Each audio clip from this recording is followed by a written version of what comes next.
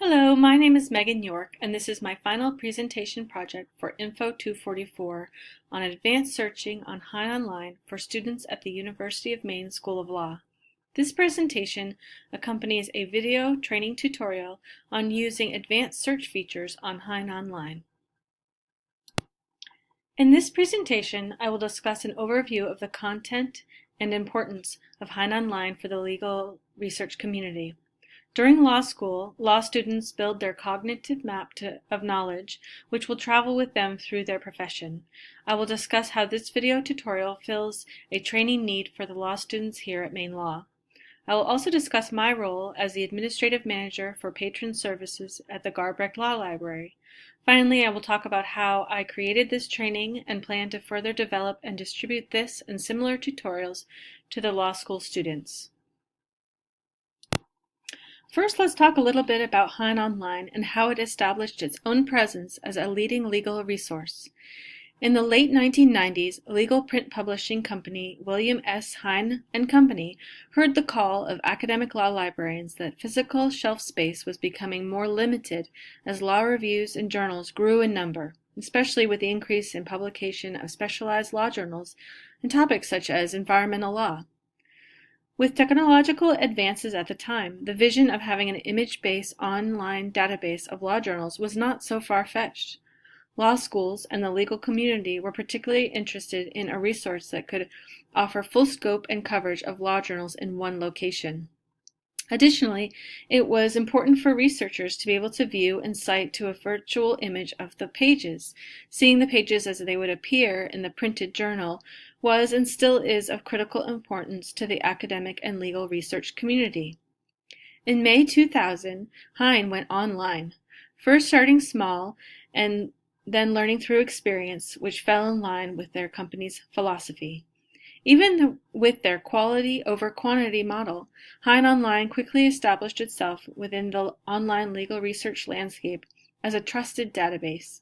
Since then, HeinOnline has increased content to include an extensive collection of historic and current government documents such as Code of Federal Regulations, Congressional Record, U.S. reports, and much more.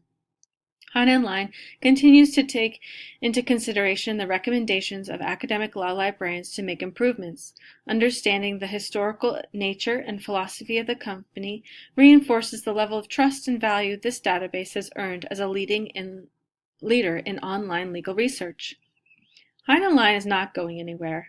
With the February announcement that the U.S. News and World Report plans to use HeinOnline citation data to evaluate law schools and faculty on their scholarly impact, there has been a rush by scholars and legal professionals to have their work accurately cited and linked. This is a smart move for HeinOnline. While their data needs some improvement, they will in the end drive more usage to their database and increase demand. Law school for students, especially the first year, is a constant state of being overextended, feeling overwhelmed, and just staying afloat. It is rare to meet a student that doesn't feel this way. With so much being thrown at them in their classes, students generally hang on to information that they need at that moment and hope to get back to the rest later. Learning about legal resources and databases usually falls into the get back to it category. As students gain knowledge through their studies and experiences, they build on their cognitive map to make sense of information. They seek information by revisiting sources that worked for them initially and then build upon that knowledge. Law students will also take this information-seeking behavior with them into practice. For this reason, it is important to expose law students to various legal research tools while in school so that when they are out in the professional world, they will be aware of the resources available and what to be looking for in a trusted database. With the exorbitant fees of online legal research databases, students may not have accessibility to all the products they once had in law school. For the University of Maine School of Law students, this is not the case with HeinOnline. All Maine Law alum receive free access to HeinOnline post-graduation. Therefore, this resource is one that law students can and should utilize throughout their careers. While law students may be eager and mindful of building their cognitive map while in law school, Zipf's law still applies. Zipf's principle of least effort states that a person will strive to solve his problems in such a way as to minimize the total work that he must expend in solving both his immediate problems and his probable future problems. This speaks to two challenges law librarians face when educating law students on legal resources. First, the student must see the value in using the product to solve their research needs. Secondly, they must have a successful experience with the product for it to gain their confidence. When law students have a successful interaction with a research tool, they will return to the same one time and again.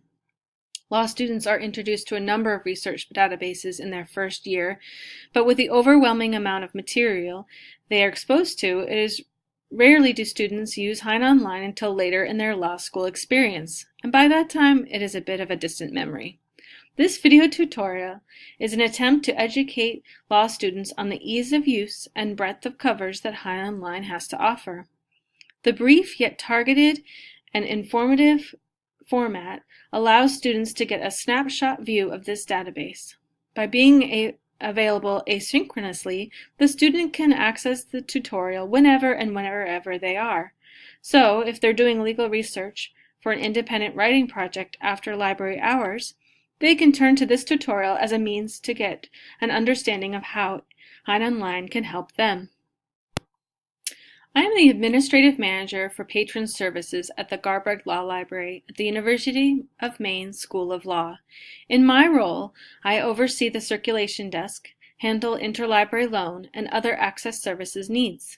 I am the friendly face behind the circulation desk. Students are able to ask me questions they may not feel comfortable asking their professors. So I may hear them say, "I remember hearing about a database for searching law review articles in my 1L research class, but what was it?" I can help them, and this video is a great tool to point them in the right direction. There were several steps in the creation of this video tutorial. First, testing and familiarizing myself with the nuances of the database. While I use HeinOnline with some regularity, it is generally to retrieve citations or for a quick search. Through testing the database for this assignment, I found a number of features that I had either forgotten about or didn't realize were there. I also use HeinOnline differently than a law student will. Since I am not a reference or research librarian, my queries are usually for a specific known document. Law students will more likely be using this resources to locate materials on a topic or area of law. Exploring the database from this perspective was helpful in seeing the robustness of the resource and reinforced its value to me. The examples I used in the tutorial came directly from recent questions I was asked by students. Because this tutorial addresses real search examples, I believe that I was able to target the training to material that will be of most value to law students. The making of this tutorial was an interesting test of patience. Preparation and execution of a short tutorial like this one can take many more hours than one might think. I was also reminded of the importance of having a well thought out plan. For this assignment, I tested and experimented with new software and used Screencast-O-Matic for the first time. Screencast-O-Matic has a feature that allows the user to take breaks, as well as back up and re-record small sections of the presentation. Once I had a video I was happy with, I uploaded the tutorial to YouTube, which can be viewed by anyone with a link. Now with the video tutorial created, I plan to first test drive it on several of the law students that work at the circulation desk. Rather than give them a link to watch at a later time, I will ask them to watch the video with me present. By observing their reactions, I'll be able to see where they have questions and receive their honest critique. With their feedback, I can make improvements and polish any areas that may not be clear. To further distribute the video tutorial, I will provide a link on the Facebook class pages, post it to our library website and portal, and send a link to the faculty so they can direct their law students to the tutorial as a resource. And this concludes my final presentation for Info 244.